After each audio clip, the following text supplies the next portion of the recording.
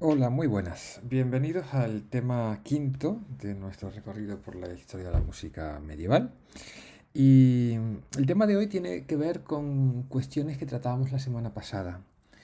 Si recordáis, la semana pasada veíamos la eclosión, la emergencia, la aparición a finales del siglo XI del repertorio profano. No es que se inventase la música profana, y ponemos mucho énfasis en esto, sino que el repertorio profano que había sido transmitido de forma oral, pues empieza a escribirse, o más exactamente algún tipo de repertorio profano que estuvimos explicando en aquel momento qué tipo de repertorio profano y por qué razones empieza a notarse en finales del siglo XI, principios del siglo XII. Bien, hoy vamos a seguir con esto y bueno, os sitúo geográficamente donde estamos narrando. Este es un mapa muy antiguo pero muy bonito que refleja la división política de Europa en el siglo XII.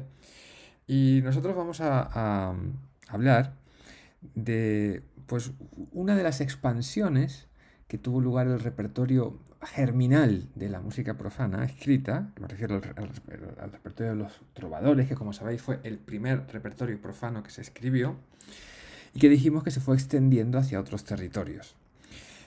Os recuerdo una de las cosas que dijimos. Digamos, los trovadores eran estos caballeros aquitanos que desarrollaban su producción poética en un idioma que era el provenzal.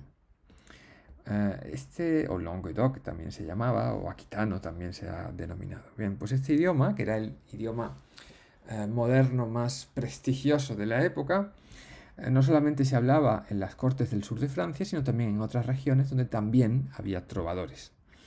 Así que lo que define a los trovadores es la lengua que utilizan para el desarrollo de su obra poética, que es el provenzal. Pero luego vimos cómo el atractivo que tenía este repertorio moderno de música profana hizo que fuese traducido, entre comillas, a otros idiomas. Es decir, que apareciesen autores en otras regiones en Europa que escribían piezas del mismo estilo, con los mismos protocolos literarios y musicales que habíamos visto en el caso aquitano, pero en otro idioma.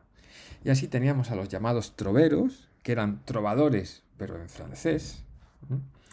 Y teníamos también a los Minnesingers, que eran los trovadores en alemán. En la clase de hoy vamos a fijarnos en un fenómeno también derivado de este movimiento aquitano de los trovadores, que se desarrolla en la península ibérica, y son aquellos artistas, aquellos poetas y músicos que escribían su producción en galaico portugués. No existe una denominación asentada para este tipo eh, de, de artistas, de músicos, mm, pero últimamente se les ha denominado cantigueiros, en tanto que el género que cultivan es el de la cantiga. Bien, en el siglo XII, en el siglo XIII, la península ibérica era un mosaico de diferentes reinos y un mosaico también de diferentes lenguas. Se hablaba el árabe, se hablaba el castellano, el catalán, bueno, en fin, muchas lenguas en las que se estaba desarrollando también una literatura de diferente naturaleza, ¿no? En la esquina noroccidental de la península, en la zona que hoy es Galicia, pero no solo Galicia, sino también el norte de Portugal y otras regiones aledañas, el idioma de comunicación era el llamado galaico portugués, que no es sino el antecedente del gallego y del portugués modernos. Este idioma era el idioma de prestigio en las cortes peninsulares. Es decir, que igual que el provenzal se hablaba en cortes más allá de Aquitania, el galaico portugués se utilizaba en cortes más allá de esta zona geográfica. Y de hecho, en la corte castellana y en la corte leonesa, pese a que la población general parece que no hablaba esta lengua, sí se utilizaba como lengua de comunicación y como lengua de creación el galaico portugués. Pues bien, en este idioma, en esta lengua, se desarrolló desde principios del siglo XIII hasta mediados del siglo XIV una producción lírica derivada de la tradición de los trovadores, pero con características muy propias por el tipo de sociedad y por el tipo de organización que existía en estos territorios. Es la producción de los cantigueiros, es la producción de las cantigas, de la que nos ha llegado un conjunto de 1500 piezas y el nombre de más de 150 autores responsables de esta producción. Permitidme que haga algunas consideraciones acerca de las fuentes, es decir, ¿dónde están estas piezas? ¿Cómo nos han llegado hasta nosotras?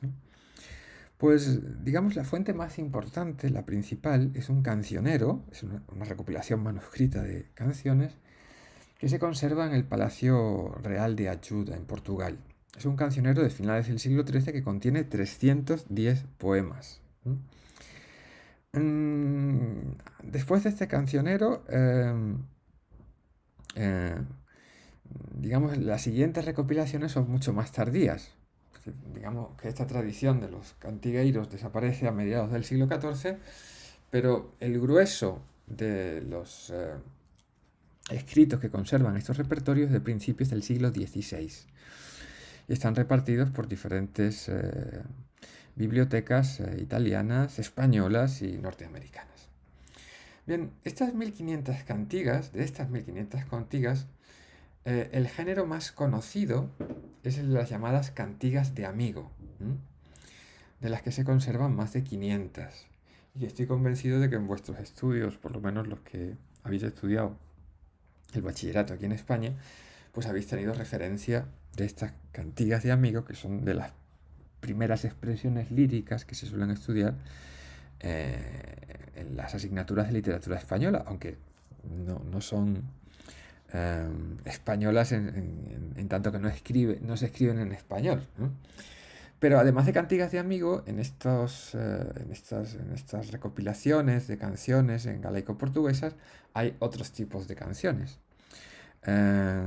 Particularmente la más frecuente, la más presente en estas recopilaciones son cantigas de amor, que son muy parecidas a las cantigas, a las canciones de los trovadores en cuanto al tema y en cuanto al enfoque, como igual lo son las cantigas de escarnio o las cantigas de maldecir, que tienen un paralelo directo con otros géneros de la lírica provenzal. Sin embargo, ha llamado desde siempre más la atención las llamadas cantigas de amigo por la originalidad de su planteamiento. En primer lugar, porque las cantigas de amigo tienen como sujeto poético, es decir, como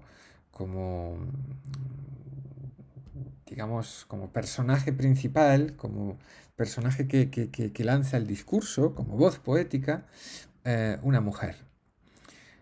Es decir, no sabemos quién escribió estos textos. Es más, parece que fueron escritos por hombres, por lo menos así queda en fin, las atribuciones que los manuscritos contienen, pero son mujeres las que lanzan el discurso poético. Es decir, la poesía está escrita desde un punto de vista femenino. Todas tienen un corte popular, digamos, son canciones sencillas que parecen que están sacadas quizás de alguna influencia folclórica y siempre repiten la misma temática, que es el lamento de la dama, el lamento de la mujer, el lamento femenino ante la ausencia del amado. Bien, de este notable conjunto, me estoy refiriendo ahora a la producción general de las cantigas, conservamos solamente 13 con música. Quiero decir que todo lo que hemos hablado antes, de que hay más de 1500 ejemplos, en realidad son 1500 ejemplos de los que conservamos exclusivamente el texto. Solamente hay 13, si dejamos a un lado las cantigas de Santa María, de las que luego hablaremos, que tienen música. 7 de ellas se encuentran en un pergamino, que es el pergamino Scharrer, de principios del siglo XIV, y que mal me ha quedado esa pronunciación, pero sabréis disculparme, y que son 7 canciones que están atribuidas al rey Dioniso I de Portugal, que es este señor maravilloso que tenemos aquí que parece con un croissant en la mano, ¿no? Cuando hablamos del pergamino Scharrer o Charrer, o como queráis decirlo, yo no tengo capacidad a esta hora de pronunciarlo con mayor corrección, nos referimos exactamente a esto. Un resto, bueno, nos referimos a esto, no a esto. Ahora os voy a contar la historia de este pergamino porque es muy triste. El señor Roger Charrer, o Charrer, o como diablos se pronuncie, porque vosotros tenéis una capacidad fonética superior a la mía, fue un estudioso que encontró en las guardas de un libro posterior estas hojas donde hay 7 cantigas con notación.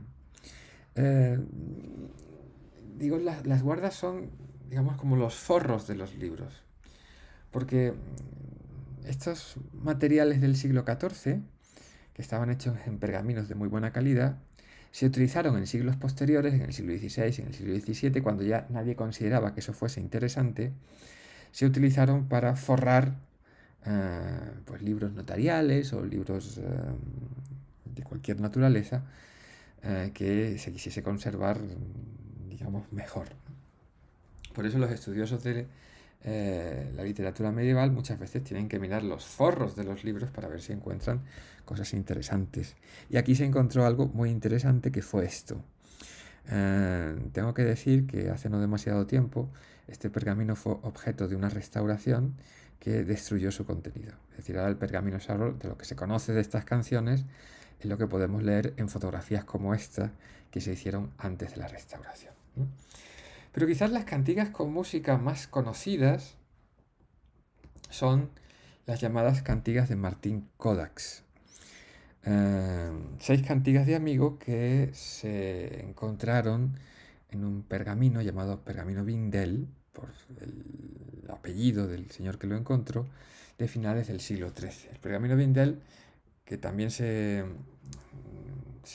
conserva en una biblioteca norteamericana, digo también, me refiero igual que el cancionero de Berkeley, es este, es este. Esto está mucho mejor, como veis, tiene un estado de conservación mucho más notable, mucho más interesante, aunque tiene sus faltas, sus espacios en blanco.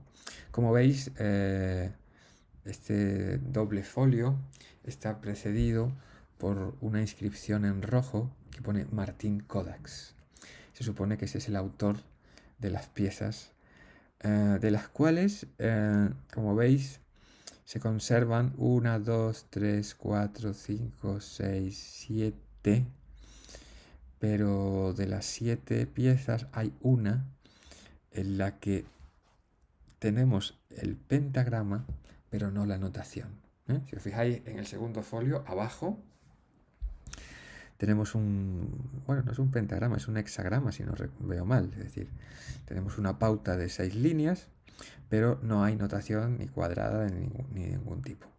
Por lo tanto, hay 7 piezas, 7 canciones, perdón, quiero decir, en esta recopilación, pero simplemente 6 con música. 6 con música en una notación cuadrada como era habitual ya en esta época, y que se puede leer perfectamente en los aspectos en los que se permiten leer las notaciones de este momento. Tienen aspectos sobre todo de altura del sonido, pero no de duración ni de otros parámetros de la realidad sonora. En esta recopilación la primera pieza que aparece es la que hemos escuchado en la antología, que es esta Ondas do Mar de Vigo, que es un ejemplo bien conocido de lo que conocemos como cantiga de amigo. Aquí os pongo la traducción de este Ondas do Mar do Vigo, para que, en fin, podáis comprobar lo que estábamos hablando. La voz femenina que reclama la presencia del amado, que en un poema muy sencillo, con muchas referencias a la naturaleza y con un tono evidentemente popular. Bien, dentro del repertorio de los cantigueiros dentro de la lírica galaico-portuguesa, destaca especialmente la producción de un monarca bien conocido por todos, que es el rey Alfonso X el Sabio, que reinó en Castilla y en León, que ya sabéis que eran dos reinos independientes que acabaron fusionándose a mediados del siglo XIII. Os presento un mapa de la península ibérica en aquel momento para que veáis cuáles eran los reinos que dominaba el rey Alfonso X el Sabio, ¿no? Por un lado estaba el reino de Portugal, el reino de Granada, que era el último reducto de la presencia musulmana en la península, Aragón y Navarra, por otros lados, y Castilla y León, que ocupaban la parte central de la península, desde la zona gallega, donde todavía estaba presente esta lengua galaico-portuguesa, hasta prácticamente el estrecho de Gibraltar. Bien, el reinado de Alfonso X es un reinado que coincide con, por ejemplo, la construcción de las grandes catedrales góticas, para que nos situemos un poco históricamente en el momento de esplendor artístico y arquitectónico que corresponde con el reinado de este monarca, que ha pasado a la historia sobre todo como uno de los grandes mecenas de las ciencias y las artes de la historia de nuestro país. Particularmente importante es el que se ha llamado Scriptorium Real. Ya sabéis, digamos, la serie de expertos, el equipo de investigadores que fue reunido por el rey para la confección de determinadas obras de interés político y de interés científico para la monarquía. Bien, el Scriptorium Real de Alfonso X tuvo una producción muy extensa. Destaca por un lado, vamos a clasificarlo como en dos bloques. Por un lado, la producción de obras en prosa, de naturaleza muy diversa, obras jurídicas, que eran recopilaciones de leyes que tuvieron una influencia muy profunda en el devenir, en el marco legal posterior de la España del antiguo régimen. Estuvieron vigentes durante mucho tiempo estas recopilaciones de leyes alfonsinas. Obras históricas, que son el primer intento de crear una historiografía de este territorio que Alfonso X gobernaba, como la historia de España y la general historia, que es una historia universal. Obras científicas como el lapidario, las tablas alfonsíes, y obras de otra naturaleza como obras que recopilan juegos o supersticiones, en fin. La producción de obras en prosa es muy extensa. Y esta producción maneja dos idiomas. Aunque, digamos, todas estas que he enumerado son obras en castellano, también tiene obras en latín. Es decir, hay una producción notable de obras en latín, pero el énfasis principal en este centro de producción intelectual que patrocinó Alfonso X el Sabio eran las obras en castellano. Junto a esta notabilísima producción de obras en prosa, Alfonso X impulsó la creación de una importantísima colección de poesía, de obras en verso. Y me estoy refiriendo ahora a las cantigas de Santa María. Lo primero que tengo que señalar es la diferencia idiomática entre lo que hemos comentado de las obras en prosa y esta obra en verso. En tanto que, más allá del latín, la lengua de comunicación científica para este núcleo de creación intelectual patrocinado por la monarquía era el castellano, mientras que las cantigas de Santa María están escritas en galaico-portugués, siguiendo la tradición de los cantigueiros. Las cantigas de Santa María, como sabéis, data de la segunda mitad del siglo XIII, durante el reinado, evidentemente, de Alfonso X el Sabio, y es, sin duda, una de las colecciones de canción monódica más importante de toda la literatura medieval.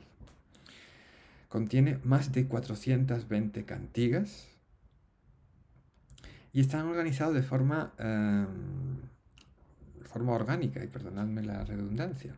Es decir, no es una recopilación de piezas que se van sumando sin un orden preestablecido, sino que las cantigas se estructuran, las cantigas de Santa María, en grupos de 10 piezas cada una.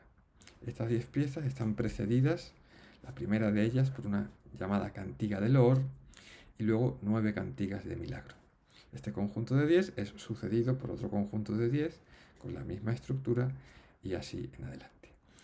Las cantigas de Santa María proceden de la tradición de la lírica galaico-portuguesa y a su vez esta es una expresión peninsular, una expresión ibérica de la lírica provenzal.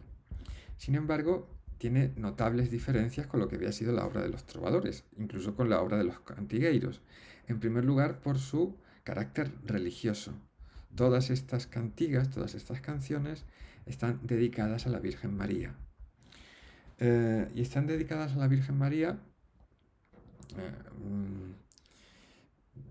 en fin, interpretada, de cierto modo, y esto lo han señalado algunos estudiosos o muchos estudiosos, es casi un tópico en el análisis de las cantigas de Santa María, la Virgen María es observada, es reverenciada como si fuese una dama a la que hay que rendir pleitesía y rendir un servicio poético a través de estas creaciones. Bien, debemos comprender el contexto en el que las cantigas de Santa María se escribieron. En los siglos XII y XIII hay un aumento de la devoción a la Virgen en la cristiandad. Y las cantigas de Santa María no es la única obra literaria dedicada a la alabanza a la Madre de Jesús, sino que tiene precedentes muy directos, como son una obra en francés de Gauthier de Coincy, que fue un trovero francés, que es Miracle de Notre-Dame, una muy conocida recopilación de hechos milagrosos vinculados con la intercesión de la Virgen, en castellano, que son los milagros de Nuestra Señora, de Gonzalo de Berceo, que seguro que os suenan y que habéis estudiado, o de forma más directa, las cantigas están vinculadas con una obra en latín de un fraile que estuvo vinculado a la corte de Alfonso X, que es Fray Juan Gil de Zamora, que es el Liber Mariae, el libro de María. Bien, Alfonso X el Sabio fue un rey singular. Sabemos que en su corte residieron trovadores expulsados por la cruzada albigense, que tuvieron que abandonar Aquitania y que fueron acogidos en diferentes cortes europeas, entre ellas el Alfonso X el Sabio, y que también en su corte residían algunos cantigueiros, es decir, trovadores que escribían en castellano, en galaico-portugués. Además, conocemos por diferentes fuentes que Alfonso X fue también un cantigueiro, es decir, que el propio rey escribió cantigas de diferente naturaleza. Así que llegamos a este punto a una pregunta. Durante mucho tiempo se ha pensado que las cantigas de Santa María son la obra literario-musical del propio rey de Castilla y León. Sin embargo, esta afirmación hay que matizarla. Es decir, a la pregunta, ¿fue Alfonso X el que escribió las cantigas de Santa María? Nos responde muy bien un párrafo que os apunto aquí, procedente de otra de las obras del Scriptorium Real, que fue la General Historia. Y dice este párrafo: el rey facie un libro no porque él escriba con sus manos, mas porque compone las razones d'él e las enmienda e endereza, e muestra la manera de cómo se deben facer, y de sí escríbelas que él manda, pero decimos por esta razón que él face el libro. Es decir, el rey no hace el libro porque lo escriba directamente, sino porque lo piensa, lo organiza, marca cómo debe ser escrito y, digamos, ordena a un mandado, a un adjunto que lo haga realmente. Por lo tanto, las cantigas de Santa María es un proyecto de Alfonso X el Sabio, pero no quiere decir que sea el autor directo de los poemas y de las músicas que lo adornan. Bien, las cantigas de Santa María se conservan en 4 fuentes, en 4 códices diferentes. Uno, que está en la Biblioteca Nacional, 2, que se conservan en la Biblioteca del Escorial, y uno en Florencia. De todos ellos, el más vistoso y el más importante, no todos tienen música, es decir, hay solamente 2 que tienen música, y el más importante por el número de piezas recogidas y por la belleza del manuscrito es el llamado Códice Rico, que está en el monasterio del Escorial, que ahora veremos un ejemplo. Las piezas siguen todas un mismo patrón poético musical, que es el llamado cégel. El cégel tiene un estribillo que tiene 2 versos que riman entre sí, que es el A mayúscula, y después viene 4 versos que constan de un trístico, es decir, 3 versos monorrimos, con un 4.º verso que es el llamado verso de vuelta, y luego vuelve el A, que es el estribillo. Vamos a ver el ejemplo de la cantiga número 8. En cursiva, después del título de la cantiga, aparece el estribillo, que aunque ahí está escrito como en 4 versos, en realidad son 2 versos que riman del mismo modo. Como veis, a Virgen María todos alabar debemos, sería el primero, cantando y con alegría cuantos seu ven atendemos. Es decir, son 2 versos que riman A. Luego aparecen 3 versos con rima acabada en or, sabor, rocamador, señor, y el último de los versos acababa contar volemos, que es el llamado verso de vuelta, que rima del mismo modo, mantiene la rima del estribillo. Bien, los códices con notación musical de las cantigas de Santa María utilizan un tipo de notación musical que se llama notación modal.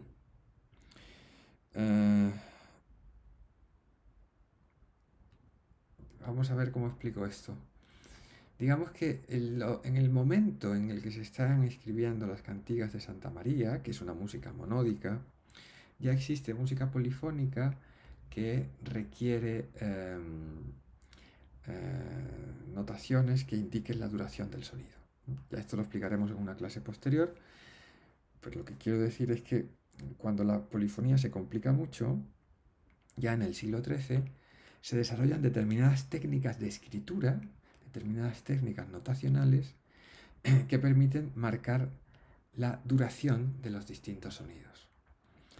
La notación que se utiliza en las cantigas de Santa María es una notación que se denomina premensural, es decir, que ya parece que nos indica la duración del sonido. Es decir, es una notación de la misma naturaleza que la que sirve para indicar la duración del sonido, pero en este caso parece que se trata de una notación incongruente. No lo he explicado muy bien, voy a intentar hacerlo de manera más clara.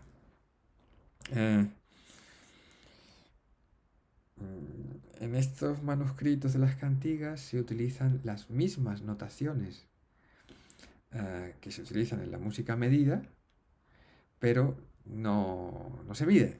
Quiero decir, me cuesta mucho trabajo, es que he dormido muy poco y es muy temprano. Perdonadme, chicos. Luego lo explicamos mejor en clase, si os parece, que seguro que estoy más elocuente. Lo que quiero decir es que no podemos conocer la duración digamos, la estructura rítmica de estas piezas, el ritmo musical de estas piezas, aunque la notación parece indicarnos lo contrario. Aunque la notación utiliza corcheas, estoy poniendo un ejemplo que no tiene que ver, porque la notación musical no funciona así. Pero es como si yo anoto utilizando corcheas negras y redondas, pero al buen tuntún. Es decir, sin tener un significado coherente, sino simplemente porque es una notación que se utiliza y yo la aplico a esta música porque aunque al ser música monódica no la requeriría o no busco que coincide con una estructura rítmica real. Bueno, lo dejamos así, sea lo que Dios quiera, y luego en clase si os hace falta lo explicamos con más detenimiento. Eh, la cantiga que hemos escogido en la audición es una de las llamadas cantigas de milagro. Las cantigas de milagro, como su propio nombre indica, nos cuentan una historia en la que se produce un hecho extraordinario por intercesión de la Virgen María.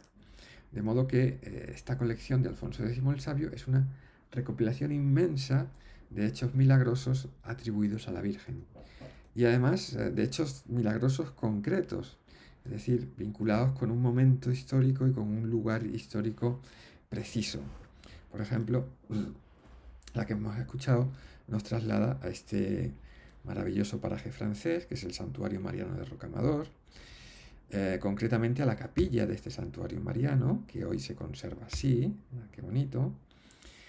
Y he escogido esta cantiga porque cuenta una historia musical muy encantadora, que, como dice el título, Santa María en Rocamadour hace descender una vela en la viola, es decir, en el instrumento de cuerda frotada, del juglar que cantaba ante ella. Vamos a leer la traducción del texto para que veáis qué historia más interesante. La primera estrofa de la letra no es más que una invocación que dice: os voy a contar un milagro que hizo Nuestra Señora, escuchad por favor, que os lo vamos a contar. Es decir, es un captatio attentionis típico de este tipo de literatura. Pero el texto, la historia que nos cuenta dice así: un juglar cuyo nombre era Pedro de Sigrer, que sabía cantar muy bien y mejor tocar la viola en todas las iglesias de la Virgen sin parar, cantaba siempre un lay suyo, es decir, una composición suya, según tenemos entendido. Este señor iba por todas las iglesias cantándole a la Virgen una canción que había compuesto. Aquel lay que cantaba, aquella canción que cantaba, era de la Madre de Dios, estando ante su imagen y con los ojos llorosos. Se emocionaba mucho al cantar estas coplillas. Y luego dijo, en Rocamadour: ay gloriosa, si os placen mis cantares, dadme una vela para que tenga con qué cenar. No es que se pensaba comer la vela, sino que supongo que pretendía vender la vela para poder pagarse una comida, porque la situación del músico debía ser pues muy precaria. A la Virgen le plujo, a la Virgen le gustó cómo cantaba el juglar e hizo descender a la viola, al instrumento, una vela. Pero el monje, un monje que andaba por allí, que dice que es el monje tesorero, es el que se ocupaba de cuestiones económicas del santuario, se la quitó de la mano diciendo: eres un brujo y no os la dejaremos. Es decir, que el que la vela haya llegado a tus manos, esto es un maleficio, un encantamiento extraño que no lo voy a permitir. Pero el juglar, que tenía en la Virgen su corazón, no quiso dejar su canto, y entonces la vela se posó de nuevo en la viola, y el mal fraile se la quitó otra vez, rápidamente, menos que lo estamos diciendo. Tras quitar la vela, el monje, al juglar de la viola, volvió a ponerla donde estaba y la ató fuerte y dijo así: don juglar, si os lo lleváis, por cuerdo os tendremos. Es decir, si después de cómo lo he atado tan fuerte sois capaz de llevaros la vela, entonces la cosa es muy seria. Esto es una cosa muy extraordinaria, ¿no? El juglar, como si nada, tocó como antes tocaba y la vela se puso de nuevo en la viola. Y aunque el monje trató de cogérsela, la gente dijo: no os lo permitiremos. Es decir, los demás fieles que estaban presenciando este hecho prodigioso se negaban a aceptar que se le arrebatase la vela que tan generosamente la Virgen había cedido al juglar. Cuando el monje obstinado vio el milagro, entendió que había errado y se arrepintió, se postró ante el juglar y le pidió perdón por Santa María en la que ambos creían. Después que la Virgen Gloriosa hizo el milagro, cada año el juglar llevaba un gran cirio a la iglesia y todos estaban tan contentos. Mirad qué bonito, en el códice rico del Escorial, todos estos milagros están ilustrados por una especie de cómic. No sé si lo veis bien, pero este es el que corresponde a la cántica que acabamos de escuchar. En la primera viñeta, que es arriba a la izquierda, aparece el juglar de rodillas tocando la viola delante de la imagen de la Virgen de Rocamador. En la segunda, es decir, arriba a la derecha, podemos ver cómo la vela está sobre el mástil de la viola y hay un monje que está arrebatándosela, que está quitándosela. En la tercera, estamos en la segunda fila, en la izquierda, el monje está atando a una especie de travesaño donde están las velas, la que le ha quitado al juglar.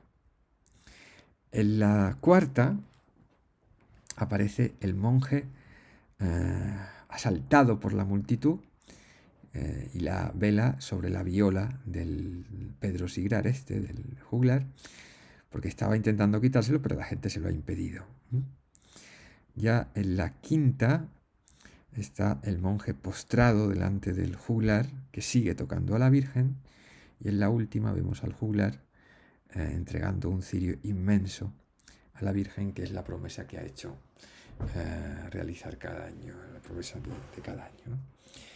Para que veáis qué bonito es este hermosísimo manuscrito del Escorial, una de las joyas bibliográficas de la literatura española del siglo XIII y de la literatura española medieval. En este códice del Escorial, no, perdón, en el códice del Escorial no, en el otro códice del Escorial, hay dos códices en el Escorial, no hay representaciones de estas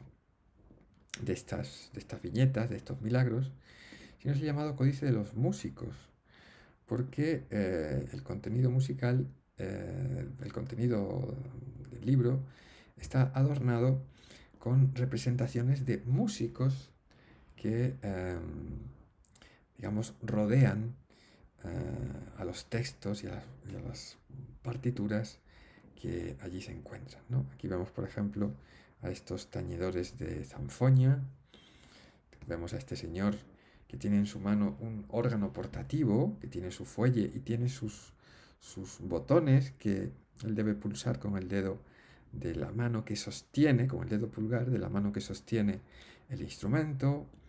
Hay tañedores de oboes dobles, de flautas, en fin. Hay un extraordinario conjunto de instrumentos que aquí se representan. Estos instrumentos nos hacen reflexionar sobre varias cuestiones.